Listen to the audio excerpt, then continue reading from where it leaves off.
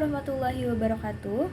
Pada video ini, kami dari kelompok 7 akan membahas tentang klasifikasi dan pembagian bentuk sediaan obat hewan. Dasar klasifikasi. Klasifikasi obat hewan dan pembagian bentuk sediaannya berdasarkan Permentan Nomor 14 Tahun 2017. Obat hewan diklasifikasikan untuk memastikan keamanan hewan, manusia, dan lingkungan. Secara umum, obat hewan dibagi menurut jenis sediaan, tingkat bahayanya, serta adanya daftar obat yang dilarang digunakan pada hewan konsumsi. Selain itu, materi ini juga menguraikan berbagai faktor yang memengaruhi bentuk sediaan obat hewan seperti sifat fisikokimia obat, fisiologi spesies hewan, hingga pertimbangan ekonomi dan lingkungan. Pembelajaran ini bertujuan memberi pemahaman menyeluruh mengenai bagaimana obat hewan dipilih, digunakan, dan dikelola secara tepat sesuai standar farmasi veteriner. Lalu selanjutnya ada klasifikasi obat hewan, jenis dan tingkat bahayanya. Klasifikasi obat hewan berdasarkan jenis sediaannya terdiri dari obat biologik seperti vaksin, obat farmasetik seperti antibiotik dan hormon, premix yang dicampurkan ke pakan atau air minum, serta obat alami yang berasal dari tumbuhan, hewan, atau mineral dalam bentuk galenik. Dari sisi tingkat bahaya, obat hewan dibagi menjadi obat keras yang memerlukan pengawasan dokter hewan, obat bebas terbatas yang boleh digunakan dalam aturan tertentu, serta obat bebas yang dapat dipakai masyarakat umum. Selain itu, terdapat obat-obat tertentu yang dilarang pada hewan konsumsi karena dapat menimbulkan residu berbahaya, resistensi bakteri, efek karsinogenik, atau dampak lingkungan. Selanjutnya ada bentuk sediaan dan pengaruh spesies hewan.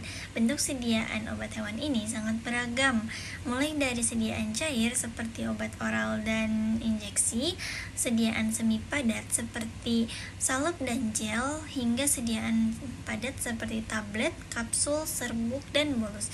Pemilihan bentuk sediaan ini dipengaruhi oleh spesies hewan, karena tiap hewan ini memiliki sistem pencernaan, metabolisme, hingga kebiasaan konsumsi yang berbeda. Seperti ruminansia banyak menggunakan injeksi long acting dan premix, unggas yang memakai obat larut air dan premix, hingga hewan kesayangan menggunakan tablet, sirup, dan spot on. Sementara itu, hewan akuatik menggunakan pelet berobat dan perendaman.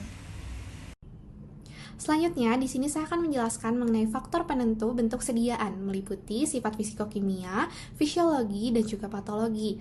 Pemilihan bentuk sediaan sangat dipengaruhi oleh sifat fisikokimia. Obat seperti halnya kelarutan, stabilitas, pH, dan juga livofilitas.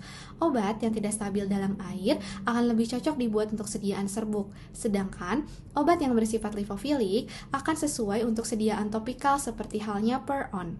Dari sisi fisiologi hewan, perbedaan pencernaan, kemudian metabolisme, dan juga kemampuan menelan sangat menentukan bentuk sediaan yang aman dan juga efektif. Secara patologis, jenis penyakit juga sangat mempengaruhi pemilihan bentuk obat. Misalnya, terjadi masalah kulit diberikan sediaan salep, sedangkan adanya infeksi sistemik itu menggunakan sediaan injeksi. Selanjutnya, ada faktor lingkungan, ketersediaan obat, dan farmakoekonomi. Pertimbangan selanjutnya ini yaitu dampak lingkungan terutama pada perikanan dan peternakan intensif. Bentuk sediaan seperti pelet ikan dan spot on membantu meminimalkan pencemaran.